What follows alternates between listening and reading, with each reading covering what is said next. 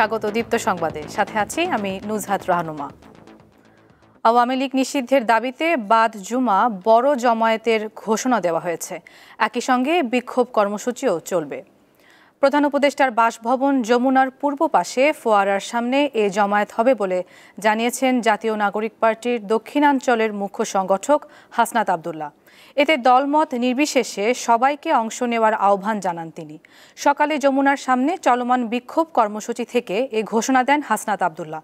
এর আগে আওয়ামী লীগের বিচার ও দলটিকে নিষিদ্ধ করার দাবিতে প্রধান উপদেষ্টা ডক্টর মোহাম্মদ ইউনূসের সরকারি বাসভবন যমুনার সামনে বৃহস্পতিবার রাত 10টা থেকে অবস্থান কর্মসূচি শুরু করে ছাত্র জনতা।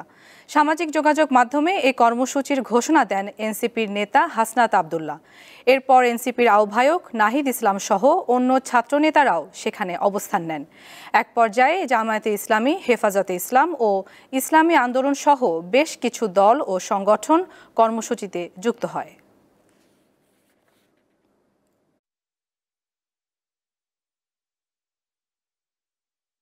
যে রাজনৈতিক দল বলবে আমরা তাকে বাংলাদেশ পন্থী মনে করি না। স্বেচ্ছাসেবক লীগ, ছাত্রলীগ এবং যুবলীগকে নিষিদ্ধ করবেন আর আমরা এখান থেকে চলে যাব। যতক্ষণ না পর্যন্ত আওয়ামী লীগকে, ফ্যাসিস্ট গণহত্যাকারী আওয়ামী লীগকে সন্ত্রাসী সংগঠন হিসেবে ঘোষণা দিয়ে নিবন্ধন বাতিল করে রাজনৈতিক কর্মসূচি নিষিদ্ধ করার মধ্য দিয়ে তাদেরকে নিষিদ্ধ করা হয় এবং বিচারিক প্রক্রিয়া সুস্পষ্ট রুটম্যাপ আমাদের সামনে উপস্থাপন করা হয়, ততক্ষণ পর্যন্ত আমরা এই রাজপথ ছাড়ব না। আজকে আমরা জুলাইতে ফেরত যাচ্ছি। আমরা কোনো দল বুঝি না, আমরা বিএনপি বুঝি না, আমরা জামাত বুঝি না, আমরা এনসিপি বুঝি না। আমরা একটাই বুঝি, বাংলাদেশে একটাই, সেটা হলো জুলাইয়ের যুদ্ধরাজকে রাজপথে ফয়সালা করবে বাংলাদেশ আওয়ামী লীগের। এ বিষয়ে জানাতে প্রধান উপদেষ্টার সরকারি বাসভবন যমুনার সামনে থেকে যুক্ত আছেন সহকর্মী মেহেদী হাসান। সরাসরি কথা বলবো তার সাথে। মেহেদী, জুমার পর যে জমায়েতের ডাক দেওয়া হয়েছে সে বিষয়ে আমাদেরকে জানাবেন এবং আওয়ামী লীগের নিষিদ্ধের বিষয়ে সরকারের পক্ষ থেকে কোনো বার্তা কি এসেছে কিনা আমাদের বিস্তারিত জানান। এই মুহূর্তে আসলে সমাবেশটি বিরতি ঘোষণা করেছে এবং এখানে নামাজ আদায় করে আপনার সেই ফোয়ারার দিকে এগিয়ে যাওয়ার কথা এখানে তারা ঘোষণা দিয়েছে এবং শুক্রবার, যেহেতু শুক্রবার নামাজের পরে সেই সমাবেশটি আসলে আয়োজন করা হয়েছে এবং সেখানে সবাই ওখানে জড়ো হয়ে এই আওয়ামী লীগ নিষিদ্ধের দাবিতে যে সমাবেশ বিক্ষোভ গত রাত 10টা থেকে চালিয়ে যাচ্ছে সেটা কিন্তু সেখানে বড় আকারে করবে এমনটাই এই সমাবেশ থেকে আসলে ঘোষণা করেছে। এবং যেটি এখানে সার্জিস আলম, জাতীয় নাগরিক পার্টির মুখ্য সংগঠক উত্তরাঞ্চলের, তিনি কিন্তু কিছুক্ষণ আগে ঘোষণা দিয়েছিলেন যে আজানের সাথে সাথে এখান থেকে এই যমুনার সামনে থেকে তারা সরে গিয়ে ইন্টারকন্টিনেন্টালের সামনে, সেই ফোয়ারার সামনে তারা আসলে উপস্থিত হবে এবং তার পরবর্তীতে আসলে এই যে মহাসমাবেশের ডাক দিয়েছে দেশের বিভিন্ন জায়গা থেকে আসলে যাতে এখানে উপস্থিত হতে পারে সেজন্য এই সমাবেশের আয়োজন করেছে। এবং এছাড়াও বাংলাদেশের বিভিন্ন জায়গা থেকে কিন্তু বিভিন্ন মানুষকে এখানে স্বাগত জানানো হয়েছে যেন আওয়ামী লীগের নিষিদ্ধের যে দাবি, সেই দাবি আদায় না হওয়া পর্যন্ত যেন এই সমাবেশ চলতে থাকে।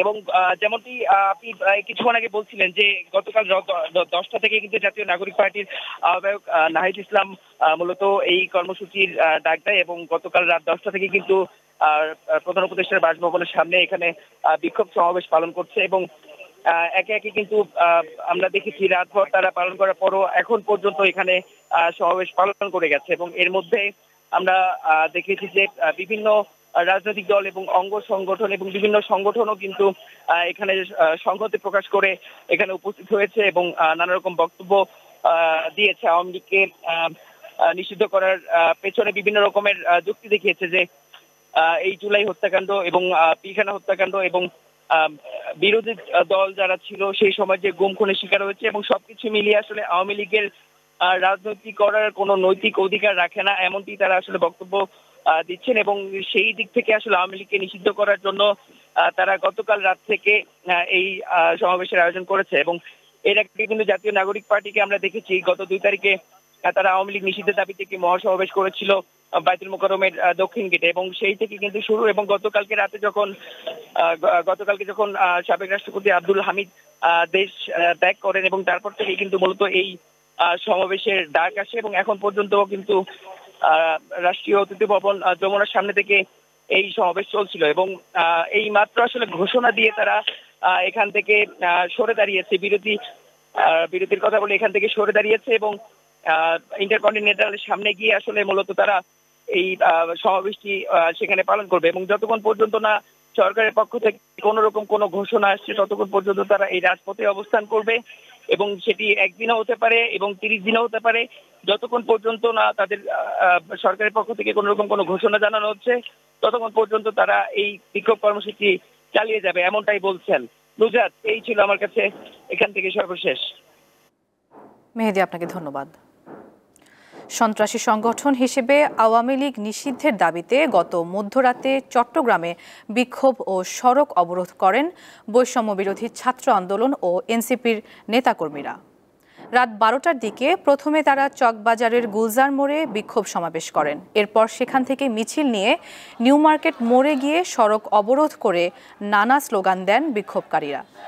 তারা বলেন, অন্তর্বর্তী সরকারের প্রথম দায়িত্ব ছিল আওয়ামী লীগকে নিষিদ্ধ করা, কিন্তু তারা সেটা এখনও করতে পারেনি। তাই দাবি আদায়ে আবারও রাস্তায় নামতে হয়েছে।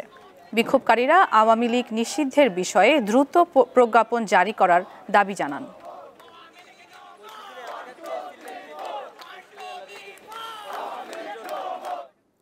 আওয়ামী লীগ বা তার কোনো সহযোগী সংগঠনকে নিষিদ্ধ করার সম্ভাবনা রয়েছে বলে জানিয়েছেন আইন, বিচার ও সংসদ বিষয়ক উপদেষ্টা আসিফ নজরুল।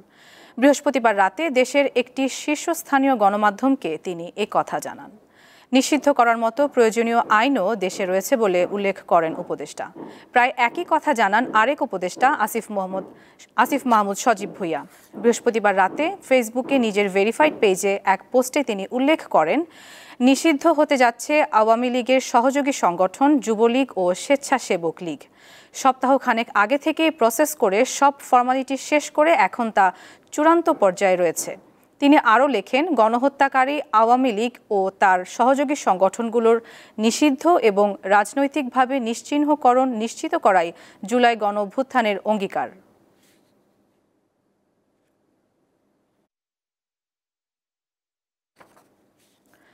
নারায়ণগঞ্জের সাবেক মেয়র সেলিনা হায়াৎ আইভীকে গ্রেফতারের পর তাকে কারাগারে পাঠানো হয়েছে।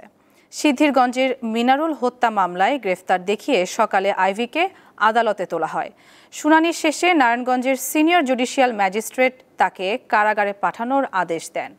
সাবেক এ মেয়রের বিরুদ্ধে মোট 5টি মামলা রয়েছে। এর আগে সকাল 5:45টার দিকে শহরের দেওভোগ এলাকায় অবস্থিত আইভীর বাসভবন চুনকা কুটির থেকে তাকে গ্রেফতার করা হয়। বৃহস্পতিবার 11:30টা থেকে আইভীর বাড়িতে অভিযান শুরু করে আইনশৃঙ্খলা বাহিনীর বিপুল সংখ্যক সদস্য। এর প্রতিবাদে সড়ক অবরোধ ও বিক্ষোভ শুরু করেন তার সমর্থকরা। রাতভর আইভীর বাড়ি ঘিরে রাখে নেতাকর্মীরা। পরে সকালে নারায়ণগঞ্জের সাবেক মেয়রকে গ্রেফতার করে নিয়ে যায় পুলিশ।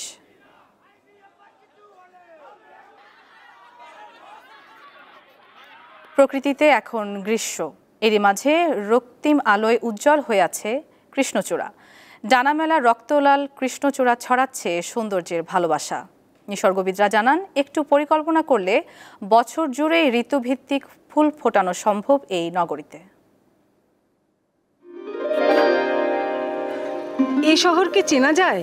চলতে চলতে মনে হয় না একটু থামি, একটা থোকা তুলে দেই প্রিয়জনের হাতে। ধুলোময় নগরীতে এখন এমনই বাহারি রূপের ছটা। গ্রীষ্মের প্রখরতাকে ব্যঙ্গ করে রক্তিম বর্ণে উজ্জ্বল নগরীর নানা পথ। শিমুল পলাশের বসন্ত পেরিয়ে গ্রীষ্মের আগুনঝরা কৃষ্ণচূড়ার রূপে মোহিত না হয়ে উপায় নেই নগরবাসীর। দূরভেদী কৃষ্ণচূড়ার রক্তিম উদ্ভাসে মনের অলিন্দে ক্ষণিকের জন্য হলেও জাগে কুহক। যদিও বৈশাখের শেষ দিকে অনেকটাই কমতির দিকে এই ফুলের রাজত্ব।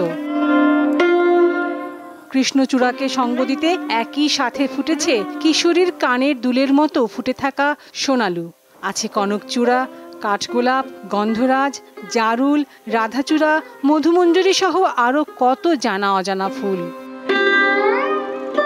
তাই যান্ত্রিক শহরে একটু শ্বাস নিতে পথে পথে রক্তলাল এই ফুল নিয়ে নগরবাসীর উচ্ছ্বাসের সীমা নেই। প্রিয়জনের সাথে সময় কাটাতে কিংবা একটু বেড়াতে আর নিজের পছন্দ মতো ছবি তুলতে অনেকেই আসেন এই গাছের ছায়াতলে। কৃষ্ণচূড়ার মাধ্যমে প্রেমের একটা সংবেদনশীল একটা বার্তা আসলে সবার মাঝে পৌঁছে যায়। এটা অনেক আনন্দ দেয়। রমণীরা বলেন, বাসার গৃহিণীরা বলেন, ওনারা আসেন, ওনাদের নিজেদের মতো করে রাঙিয়ে ছবি তোলেন। শুধু বসন্ত বা গ্রীষ্ম নয়, একটু পরিকল্পনা করলে বাংলার ষড়ঋতুতে সব ফুলেই সাজানো সম্ভব এ নগরী। জীবনের জন্যই প্রয়োজন ছায়াতল। আমাদের পথতরু দরকার, ছায়াতরু দরকার, তারপরে 6 ঋতুর সংস্থান দরকার, পাখির খাবার দরকার, প্রাণ বৈচিত্র্যের যে আধার সেটা আমাদের দরকার। সব মিলিয়ে একটা ঢাকাকে আমরা বৈচিত্র্যপূর্ণ ঋতু বৈচিত্র্যের একটা শহর হিসাবে দেখতে চাই। বাংলার এই মাটি শুধু মানুষকেই আপন করেনি, উজাড় করে গ্রহণ করেছে প্রকৃতিকেও। সেজন্যই সুদূর আফ্রিকার কৃষ্ণচূড়া বীর দর্পে জায়গা করে নিয়েছে উর্বর এই ভূমিতে। বাংলার প্রেমে, কাব্যে, মায়ায়, এমনকি দ্রোহেও তার প্রকাশ স্বরূপে। কবির ভাষায় আবার ফুটেছে দেখো কৃষ্ণচূড়া ঘরে ঘরে, শহরের পথে পথে কেমন নিবিড় হয়ে, কখনো মিছিলে, কখনো বা একা। লাবণী গুহ, দীপ্ত সংবাদ, ঢাকা। রাজধানীর ইন্টারন্যাশনাল কনভেনশন সিটি বসুন্ধরায় একযোগে চলছে 3টি আন্তর্জাতিক প্রদর্শনী। এসব প্রদর্শনী সংশ্লিষ্ট শিল্প খাতের ক্রেতা ও বিক্রেতাদের জন্য একটি অত্যাধুনিক ওয়ান স্টপ প্ল্যাটফর্ম হিসেবে কাজ করবে বলে আশা করছেন আয়োজকরা। প্রদর্শনীগুলো হচ্ছে চিকিৎসা সরঞ্জাম সম্পর্কিত মেডিকেটস, স্বাস্থ্য পর্যটন নিয়ে হেলথ ট্যুরিজম এবং খাদ্য ও কৃষি যন্ত্রপাতি বিষয়ক ফুড অ্যান্ড এগ্রো বাংলাদেশ। আয়োজকরা জানান, এসব প্রদর্শনী বৈশ্বিক পরিসরে পারস্পরিক জ্ঞান ও তথ্য প্রযুক্তি আদান প্রদানের সুযোগ তৈরি করবে, যা বিশ্ববাজারে বাংলাদেশের ভাবমূর্তি বাড়াতে সহায়ক হবে। ইন্টারন্যাশনাল কনভেনশন সিটি বসুন্ধরায় এই প্রদর্শনী চলবে 10 মে পর্যন্ত। প্রতিদিন সকাল 10:30 থেকে রাত 8টা পর্যন্ত দর্শনার্থীদের জন্য উন্মুক্ত থাকবে এসব প্রদর্শনী।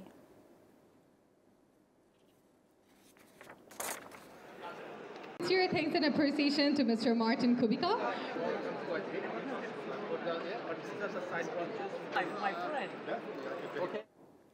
ভারতের সঙ্গে চলমান সংঘাত পরিস্থিতির কারণে পাকিস্তান থেকে পিএসএল আরব আমিরাতে সরিয়ে নেওয়ার সিদ্ধান্ত হয়েছে। শুক্রবার পাকিস্তান ক্রিকেট বোর্ড এক বিবৃতিতে এ তথ্য নিশ্চিত করে। এতে বলা হয়, পিএসএল এর লিগ পর্বের বাকি 4টি এবং ফাইনাল সহ প্লে অফ পর্বের সব ম্যাচ আরব আমিরাতে অনুষ্ঠিত হবে।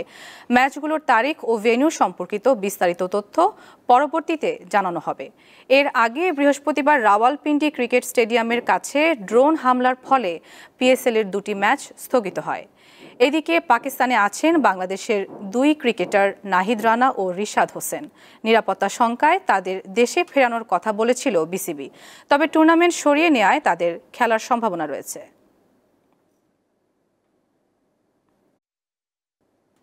আর মাত্র একটি ধাপ, এরপরেই কানাডা প্রবাসী ফুটবলার সমিত সোমের গায়ে উঠবে লাল সবুজ জার্সি। হামজা চৌধুরীর পর এবার দেশের ফুটবলে বড় সংযোজন হচ্ছেন সেন্ট্রাল এই মিডফিল্ডার। কিন্তু প্রশ্ন হলো, তাকে কোন পজিশন খেলাবেন কোচ, আর কত নম্বর জার্সি পাচ্ছেন তিনি? বাংলাদেশ ফুটবল দলের সময়টা এখন বেশ যাচ্ছে। প্রথমে হামজা চৌধুরীর আগমন, তারপর আক্রমণ ভাগে ফাহমিদুল ইসলামের অন্তর্ভুক্তির আভাস, আর এখন সমিত সোমের লাল সবুজের জার্সি গায়ে দেশের হয়ে খেলার নিশ্চয়তা, সবকিছুই যেন দেশের ফুটবলে নতুন মাত্রা যোগ করেছে। তবে এএফসি বাছাইয়ে সিঙ্গাপুরের বিপক্ষে বাংলাদেশের পজিশন এই 3 ফুটবলারের কেমন হবে, এ নিয়ে সবার কৌতূহলটা অনেক। কারণ হামজা চৌধুরীর মতো সমিত সোমও মাঝমাঠের খেলোয়াড়। মাঝমাঠের দুর্বলতার কারণে শেষ মুহূর্তে গোল হজমের হতাশায় বহুবার পড়তে হয়েছে বাংলাদেশকে। সিঙ্গাপুরের বিপক্ষে ম্যাচে তাই হামজা চৌধুরীকে হয়তো সেন্ট্রাল মিডফিল্ডারে রেখে সমিত সোমকে অ্যাটাকিং মিডফিল্ড বিভাগে খেলানোর ছক কষছেন কোচ হ্যাভিয়ার কাবরেরা। কারণ পরিসংখ্যান বলছে 2024-25 মৌসুমে ক্যালভারি এফসি জার্সিতে 89% পাস সঠিকভাবে দিয়েছেন সমিত। এছাড়া 90% ট্যাকল, 56% গ্রাউন্ড ডুয়েল এবং 40% ড্রিবলিং তিনি সফলভাবে সম্পন্ন করেছেন। 2016 সালে কানাডার অনূর্ধ্ব 20 দলের হয়ে 7টি ও 2018 সালের অনূর্ধ্ব 21 দলের হয়ে খেলেছেন 4টি ম্যাচ। 2020 সালে কানাডার জাতীয় দলের জার্সিতে 2টি ম্যাচও খেলেছেন সমিত। ভারতের বিপক্ষে এশিয়ান কাপ বাছাইয়ের প্রথম লেগের ম্যাচটায় আক্রমণের অভাবটা ছিল স্পষ্টই। মাঝমাঠে হামজা সমিতের সৃজনশীলতার সুযোগ কাজে লাগিয়ে চিরায়ত গোল করার সমস্যা দূর করতে পারেন ফাহমেদুল ইসলাম। ঈশান হাসান, দীপ্ত স্পোর্টস। দেশের হয়ে চতুর্থ আন্তর্জাতিক নারী মাস্টারের খেতাব অর্জন করলেন ওয়াদিফা আহমেদ। এখনও স্কুলের গণ্ডি পার না করলেও বিশ্ব দাবায় জানান দিয়েছেন নিজের আগমন। তবে এ দাবারুর অভিযোগ ফেডারেশনের বিরুদ্ধে। জানান অনেক সম্ভাবনা থাকার পরও শুধুমাত্র ব্যক্তি স্বার্থের বলি হয়ে এগুতে পারছেন না নতুনরা। বয়সটা এখনো কৈশোরের ঘরে। সুইট 16 ওয়াদিফার বড় বন্ধু সাদা কালো মিলিয়ে 64টি ঘরের দাবার বোর্ড, কিস্তিমাতি যেখানে অন্যতম লক্ষ্য। যে বয়সে অনেকের সময় কাটে বন্ধুদের আড্ডায় কিংবা মোবাইলে নিমগ্ন থেকে, সেখানে এরই মধ্যে বিশ্ব দাবায় নিজের পদধ্বনি জানান দিলেন এই বাংলাদেশি কিশোরী। গত মার্চে শ্রীলঙ্কার কলম্বোয় এশিয়ান জোনাল দাবা চ্যাম্পিয়নশিপের নারী বিভাগে চ্যাম্পিয়ন হন ওয়াদিফা আহমেদ। এর মধ্য দিয়ে ফিদে মাস্টার থেকে নারী আন্তর্জাতিক মাস্টার হওয়ার যোগ্যতা অর্জন করেন তিনি। অ্যাজ এ চেস প্লেয়ার যদি বলি তাহলে এটা আসলে কিছুই না। চেস প্লেয়ার হিসেবে আমার লাইক ওমেন গ্র্যান্ডমাস্টার বা IMGM এর যত দাম, আমার WIM এর তেমন দাম নাই অ্যাটলিস্ট, মানে ওয়ার্ল্ড ক্লাস চেস। নিজস্ব অর্থায়নে আন্তর্জাতিক আঙ্গিনায় নিজেকে তৈরি করেন ওয়াদিফা। এ নিয়ে ফেডারেশনের কর্তা ব্যক্তিদের বিরুদ্ধে কিছু অভিযোগ জানান এ দাবারু। ওয়ার্ল্ড জুনিয়রে যেতে পারিনি, তো ওখানে ফেডারেশন যদি একটু আর চেষ্টা করতো তাহলে মেবি ভিসা জটিলতাটা কাটা উঠে যাওয়া যেত। যারা চেয়ারে বসছেন তারা আসলে খেলাটা জানেন, খেলেনও নাই অনেকে, মানে চালও দিতে পারেন এরকম। কিন্তু এটা একটা দিক যে ওনারা জানেন না এটা কেমনে চলছে। এই অদম্য নারীর স্বপ্ন আকাশ ছোঁয়া, যেতে চান আরো বহুদূর। খেলার মধ্যে মেয়ে ছেলে বৈষম্য আমি চাই না। ইয়ুথ টুর্নামেন্টে আমরা under-6, under-10 এগুলোতে আমরা ছেলে মেয়ে আলাদা করছি, তো আমি এগুলো বলবো যে বাদ দেওয়া শুরু।